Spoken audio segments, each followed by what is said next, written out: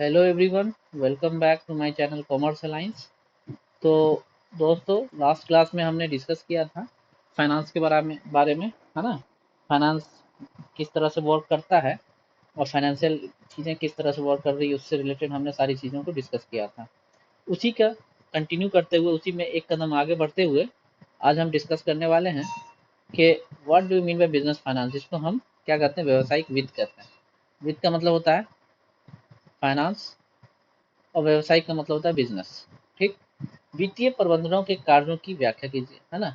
Business finance के जो management है ना, फाइनेंशियल मैनेजर जिसको बोलते हैं, हिंदी इंग्लिश में बोलते हैं फाइनेंशियल फाइनेंस फाइनेंस मैनेजर, है ना।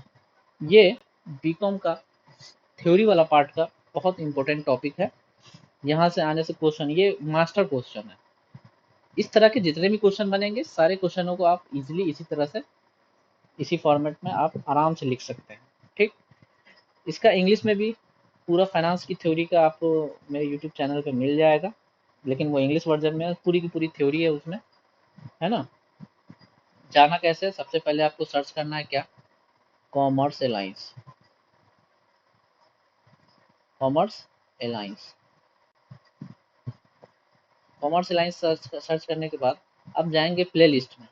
प्ले लिस्ट में जाने के बाद फिर आप जाएंगे बीकॉम सेक्शन पे। आपको 11th से रिलेटेड सेक्शन चाहिए तो 11th में जाएंगे, 12th से तो 12th, बीकॉम तो बीकॉम, है ना। बीकॉम वाले सेक्शन में आपको कुछ चीज़ें सीए के लेवल के भी मिल जाएंगे, बहुत सारी चीज़ें सीए इंटर लेवल के। ठीक। उसके बाद फिर जनरल भी है ना। ठीक। तो इस तरह से आप चैनल विजिट कर सकते हैं जाने के बाद, है ना। चलिए, इसी को आगे कंटिन्यू करते हैं। उसके बाद दूसरा क्वेश्चन किस टाइप से इसमें पूछ सकता है, तो वो ये है, explain the role of financial manager. भाई सेम बात, वित्तीय प्रबंधक जिसको हम हिंदी में बोलते हैं, उसी को हम इंग्लिश में बोलते हैं financial manager. In the organisation structure of a modern enterprise. Modern enterprises के लिए फाइनेंशियल मैनेजर का क्या रोल है, इसको हमें डिस्कस करना है। ऊपर वाला भी क्वेश्चन ऑलमोस्ट सेम ही है, सेम ही आंसर होगा दोनों का। What do you mean by business finance. Business finance से आप क्या समझते हैं। Discuss the function of financial manager. Function का मतलब काम, कार्य। फाइनेंस मैनेजर के क्या कार्य हैं, उसको आप डिटेल में बताइए। तो इस टाइप के, ये मास्टर क्वेश्चन है। इस टाइप के डिफरेंट टाइप से क्वेश्चन आपसे एग्जामिनर पूछ सकता है, लेकिन इसका आंसर जो होने वाला है वो सेम ही होगा। अब वो कैसे होगा देखते हैं, इसके अब आंसर पे आ जाते हैं। आधुनिक युग की बात करेंगे। आधुनिक युग का मतलब होता है क्या, नाउ इट इज, अभी का जो टाइम टाइम चल रहा है उसको आधुनिक युग बोलेंगे। वित्त व धुरी है। धुरी का मतलब होता है, जैसे एक सेंटर है, एक सर्किल है, सर्किल वृत्त है, वृत्त के बीच में जो सेंटर, इसको बोलते हैं धुरी, है ना। तो कह रहा है कि एक धुरी है जिसके चारों ओर आर्थिक संसार घूमता है, मतलब कि ये आर्थिक संसार है, ये इसी धुरी के चारों ओर परिक्रमा करता है, इसी को बोलते हैं आर्थिक धुरी। ठीक। किसी व्यापार एवं उद्योग को, चाहे बड़ा हो या छोटा, सब में क्या, स्टार्टिंग में पैसे की ज़रूरत होती है, ये बात तो आप सबको पता है। आप अपना छोटा से छोटा बिजनेस स्टार्ट करेंगे तो वहाँ पे भी क्या होगा, पैसे की ज़रूरत पड़ेगी। ठीक। हमें पर्याप्त वित्त की आवश्यकता होगी। पर्याप्त मतलब सफिशिएंट फंड की ज़रूरत पड़ती है। आधुनिक समय में देश की औद्योगिक उन्नति के लिए प्रबंध पे ही निर्भर करती है। ठीक है। वित्त प्रबंध का उचित व्यवस्था के अभाव में औद्योगिक विकास, अनेक योजनाएं, फाइलें कागजों तक ही सीमित रह जाती है। जैसे कि ये हमारा प्रबंध है, इसी के चारों ओर बिजनेस हमारा घूम रहा है। तो कहने का मतलब ये है, इसी के चारों ओर तो है ना, आर्थिक संसार के चारों ओर घूमता रहता है। अगर मान लीजिए यहाँ पे परचेज डिपार्टमेंट है, सेल्स डिपार्टमेंट है, एचआर डिपार्टमेंट है, सबका ना एक जो भी खर्चे हैं ना, उसी हिसाब से फाइनेंस मैनेजर क्या करता है, एक बजट तैयार करता है। बजट तैयार करने के बाद वो ये डिसीजन लेता है किस डिपार्टमेंट को कितना पैसा अलॉट किया जाएगा, फिर उसी हिसाब से सारा सारा चीज वर्क करता है। ठीक है, आगे देखते हैं। अतः वित्तीय प्रबंध करने वाले व्यक्ति अनुभवी होंगे, जाहिर सी बात है, ये कोई नॉर्मल पर्सन तो नहीं कर सकता। इसके लिए आपको स्पेशलाइज के साथ साथ आपके पास एक्सपीरियंस भी होना चाहिए। दूरदर्शी होंगे। दूरदर्शी का मतलब बहुत आगे तक देख रहे होंगे अपने बिजनेस को, अपनी जहाँ करना। विवेकशील होंगे, मतलब इंटेलिजेंट पर्सन होंगे, बुद्धिमान होना चाहिए, ठीक है। एकांकिक व्यवसाय जहां एक व्यक्ति द्वारा वित्तीय कार्यों का संपादन किया जाता है, जैसे सोल प्रोप्राइटरशिप की बात हम कर रहे थे। सोल प्रोप्राइटरशिप में क्या होता है, सिंगल ऑनरशिप होता है, सिंगल ऑनरशिप होने के साथ साथ वही सारा चीज अपना काम कर रहा होता है। वहीं साझेदारी व्यवसाय, साझेदारी व्यवसाय का मतलब क्या हो गया, पार्टनरशिप वाला। पार्टनरशिप वाले बिजनेस में भी सेम चीज इसी तरह से वर्क करती है। दो या दो से ज्यादा पार्टनर्स होते हैं, वो अपने अकॉर्डिंग वित्तीय कार्यों को देखने में पूरी की पूरी चीजें करते रहते हैं, है ना, मिल करके डिसीजन लेते हैं, कहने का मतलब ये है। जब सबका फैसला होता है कि हाँ भाई ये कार्य के लिए हम अपना बिजनेस को बढ़ाएंगे, तो साझेदारी वाला बिजनेस है, जब सबकी सहमति होती है तो फिर वो डिसीजन लिया जाता है। जबकि कंपनी में वित्तीय कार्यों को संपन्न करने के लिए वित्तीय प्रबंधक होता है। यहाँ पे जो कंपनी के जो मालिक हैं वो डिसीजन नहीं लेते हैं। कंपनी के मालिक कौन होते हैं, बताइए, कंपनी के मालिक कौन होते हैं, शेयर होल्डर्स होते हैं। पता था आप लोग को, बताइए जल्दी, शेयर होल्डर कौन होते हैं। हाँ, शेयर होल्डर जो होते हैं ना, ये कंपनी के मालिक। हाँ, तो कंपनी के मालिक, अभी हमने देखा कि एकांकी साझेदारी या एकांकिक व्यवसाय या साझेदारी वाले में, है ना, बिजनेस का जो डिसीजन लेता है वो मिल करके लिया जाता है। जो पार्टनर्स है वो पार्टनर्स लेगा पार्टनरशिप में, और सोल प्रोप्राइटर्स में जो आदमी बिजनेस कर रहा है वो लेगा। लेकिन कंपनी के केस में ये चीजें अलग है। इस केस में जो है कंपनी का जो मैनेजमेंट है वो वर्क करेगा, ठीक। तो वित्तीय प्रबंधक जो होगा, फाइनेंशियल मैनेजर जो होगा, वो क्या करेगा, सारा का सारा डिसीजन लेगा। और जो ऑनर है, ऑनर का काम नहीं होगा ये डिसीजन लेना, ठीक। ये इसी तरह से कार्य करेगा।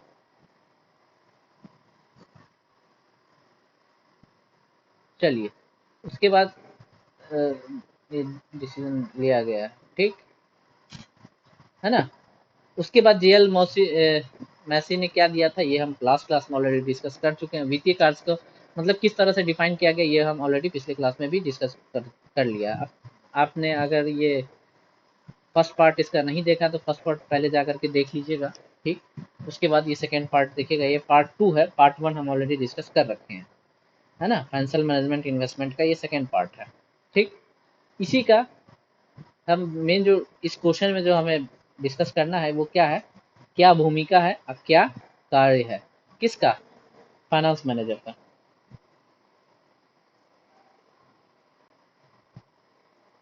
ये मेन है इस वाले चैप्टर का पार्ट, फाइनेंस मैनेजर की क्या क्या भूमिका है। तो वित्तीय प्रबंध बोलते हैं इसको हिंदी में, इसको इंग्लिश में बोलते हैं फाइनेंस मैनेजर। कि प्रमुख कार्यों में वित्तीय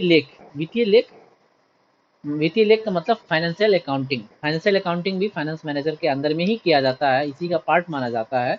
तो प्रमुख कार्यों में इसको माना गया है। वित्तीय लेख जैसे ही आए तो आप समझ जाइए क्या, कि इसके अंदर सबसे पहले आप क्या करेंगे, जर्नल एंट्री करेंगे, है ना। जर्नल एंट्री के बाद लेजर बनाएंगे।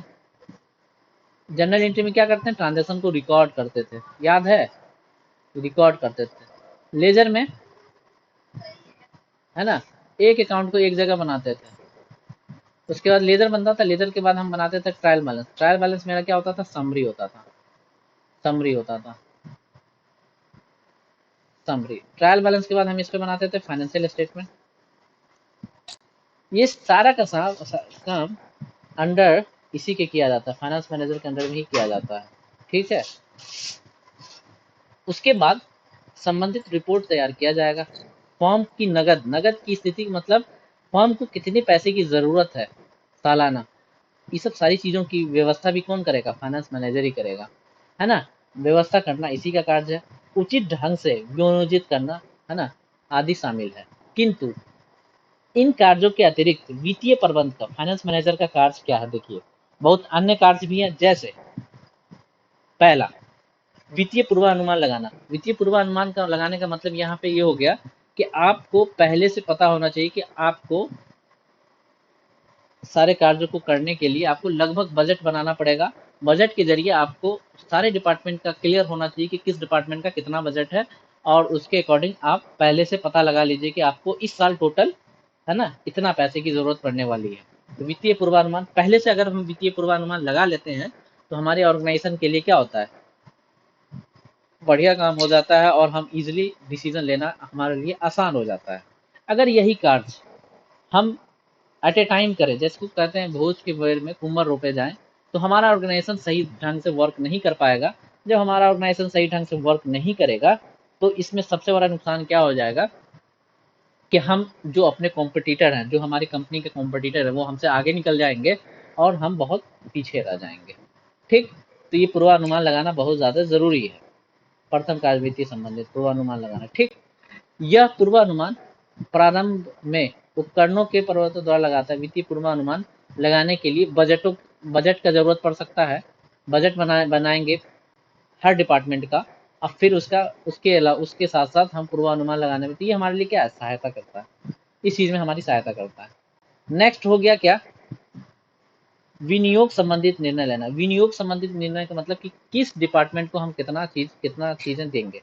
फॉर एग्जाम्पल, हम जैसे ऑर्गेनाइजेशन, हमारी कंपनी जो वर्क कर रही है, तो उसमें अस्थाई संपत्ति भी होती है, जिसको हम इंग्लिश में बोलते हैं फिक्स्ड एसेट।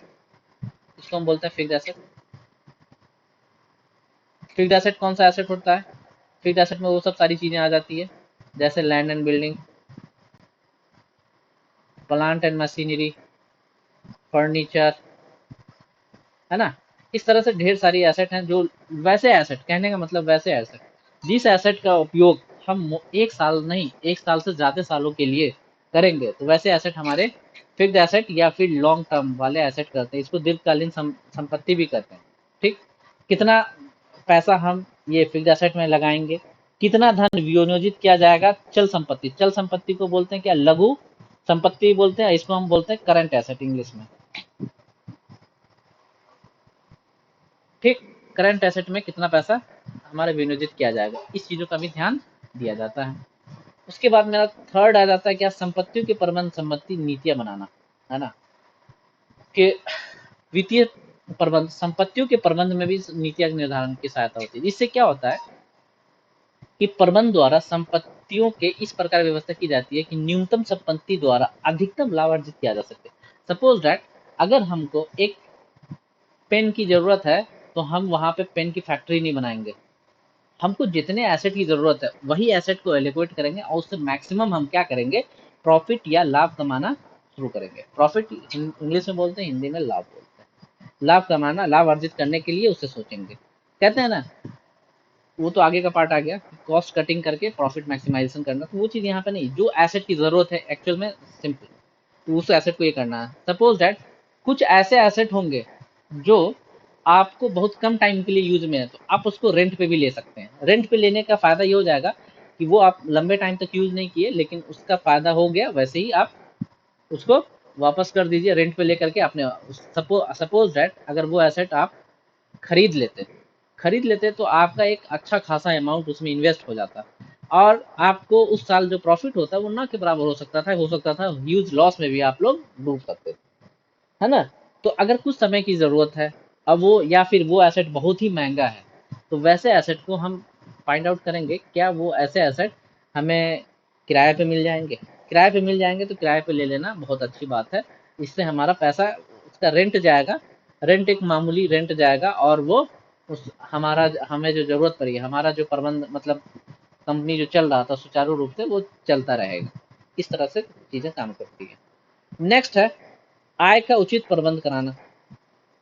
वित्तीय प्रबंध का काम है रेगुलर बेसिस पे समुचित प्रबंध कराना।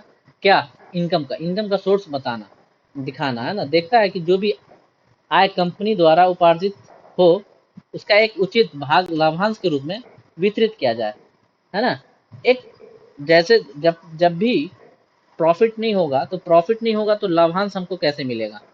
कंपनी के जो मालिक कौन होते हैं, शेयर होल्डर्स होते हैं, तो शेयर होल्डर्स को क्या दिया जाता है, डिविडेंड दिया जाता है। डिविडेंड को ही हम क्या बोलते हैं, हिंदी में बोलते हैं लाभांश।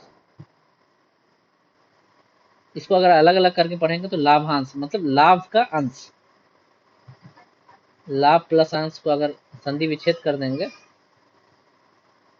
तो लाभांश पढ़ा जाएगा। तो लाभांश में ये होता है कि लाभ का अंश, जो कंपनी को जो प्रॉफिट हुआ है, उसी प्रॉफिट का पार्ट को क्या करता है, अपने शेयर होल्डर्स को दिया जाता है। इसको इंग्लिश में बोलते हैं डिविडेंड, हिंदी में बोलते हैं इसको लाभांश। ठीक, वितरित किया जाएगा। ठीक, उसके बाद नेक्स्ट है क्या, रोकर प्राप्ति की व्यवस्था करना।